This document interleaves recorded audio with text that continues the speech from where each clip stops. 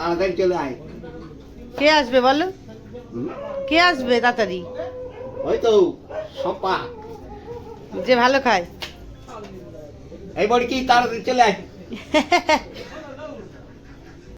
Good evening বন্ধুরা, তোমরা সবাই কেমন আছো? আশা করি অনেক ভালো আছো। তো দেখো, একজনের চেনা জানা বাবাকে মাছটা দিয়েছে, আমাদের বাড়ি আসা যাওয়া করে। তো যাই হোক, এই যে বড় একটা পাঙাশ 2-2.5 কেজি তো হবেই।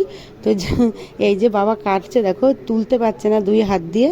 তো বদ্দি খুব ভালো খায়, তাই জন্য বলছে বদ্দি চলে আয়, সম্পা চলে আয়। তো বদ্দিকে বলেছি ফোন করে, বদ্দি বলেছে দেখি চেষ্টা করি। তো যাই হোক, আশা করি বদ্দি আসবে, আর আসলে তোমাদের সঙ্গে শেয়ার করব। তো এই যে বাবা দেখো মাছটা 2 হাতে তুলে কাটতে পারছে না, এতটাই ওয়েট। তো বাবা খুব সুন্দর মাছ কাটে, দেখো কি সুন্দরভাবে কাটছে। হলো এখন বাবা পিস করছে, ওই যে বাবার মনের মতো পিস। আর এক পিস হবে তো, অনেক চওড়া লেজা। ভালো করে আগে সব মাছ পিস করুক, তারপরে তোমাদের দেখায়। আসো, তোমায় ধরে দিয়ে নি দুমাদুম। আসো।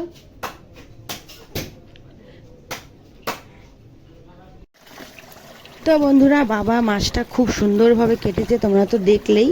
আর দেখো এত সুন্দরভাবে পিস করে না বাবা, মাছ কাটতে বাবা খুব ভালোবাসে।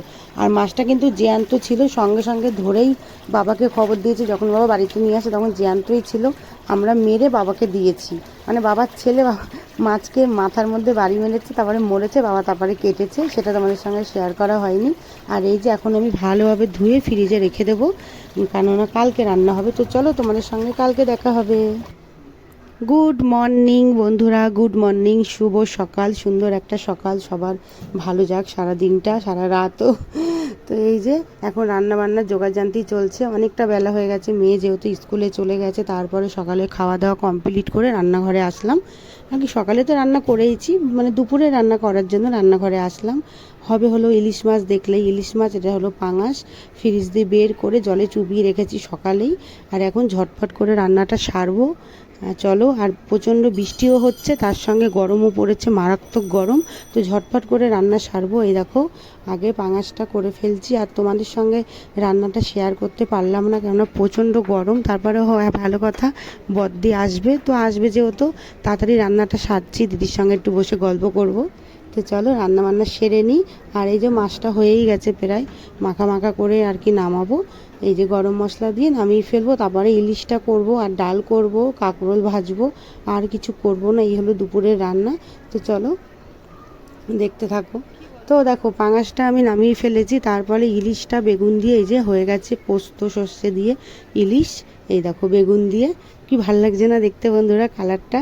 আর খেতেও খুব সুন্দর হয়েছে, দুটো রান্নাই দিদিই বলছিল, কিন্তু দিদির কথাটা আর কি তোমাদের সঙ্গে শেয়ার করতে পারিনি, ঘরের মধ্যে গান চলছিল।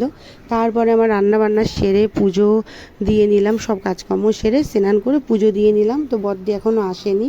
তো চলো, এই যে ঠাকুরকে বড় একটা কাজ হয়ে গেল পুজো দেওয়া।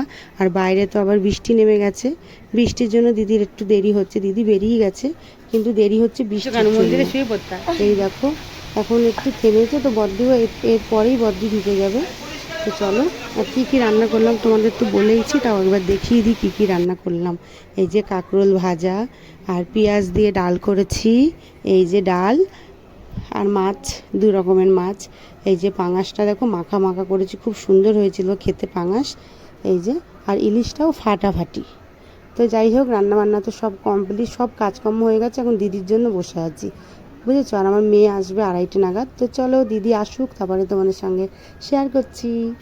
এই দেখো বদ্দি এসে গেছে, বদ্দি এসে বসলো, আমার মেয়ের জন্য আবার একটু অপেক্ষা করতে হলো, কেন মেয়ে তো আসে 2:30টায়। তো যাই হোক, এই দেখো দিদি বলছিল খুব সুন্দর, খুব সুন্দর, সত্যি রান্না সব কটা এত সুন্দর হয়েছে। মাছটাও, আমরা যে বাড়িতে পাঙাশ মাছ আমরা অত ভালো খাই না, আমরাও খুব ভালো খেয়েছি। এই যে সবাই মিলে খেতে বসেছি, খেয়ে দিয়ে এই যে আমার মেয়েও স্নান করে বসেছে খেতে। তো যাই হোক, খাওয়া দাওয়া কমপ্লিট করে নিই, তারপরে বসে গল্প করব গল্প। আর এদিকে বদ্দি সব দেখাচ্ছে, দেখো কিন্তু তোমাদের সঙ্গে তো আমি শেয়ার করেইছি, বদ্দিও দেখাচ্ছে। তো যাই হোক, আর খাওয়া দাওয়া কমপ্লিট করে একটু রেস্ট নিয়ে তারপরে আমার মেয়ে আবার বায়না করেছে লুডো খেলবো। এই যে সবাই মিলে লুডো খেলতে বসে গেছি। এই যে কেউ ওরা শরীর চলছে না, খেয়ে উঠে বসে গল্প করছিলাম। তো যাই হোক, এখন প্রায় সন্ধে হয়ে এসছে।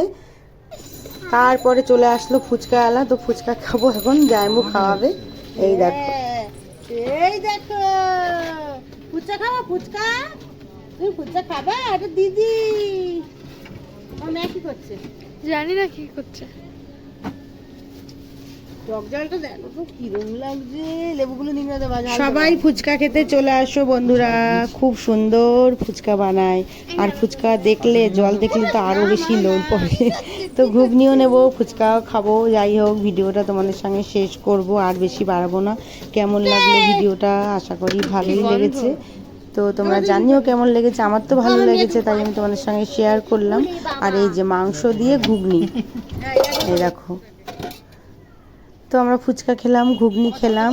তো মেয়ে কি খেলো, মেয়ে বোধহয় ফুচকাও খেয়েছে, ঘুগনিও খেয়েছে, নাকি ঘুগনিটা নিয়েও ঘরে চলে গেছে, ফুচকা খায়নি। যাই হোক, তো আজকের মতো টাটা, তোমরা ভালো থেকো, সুস্থ থেকো, টাটা।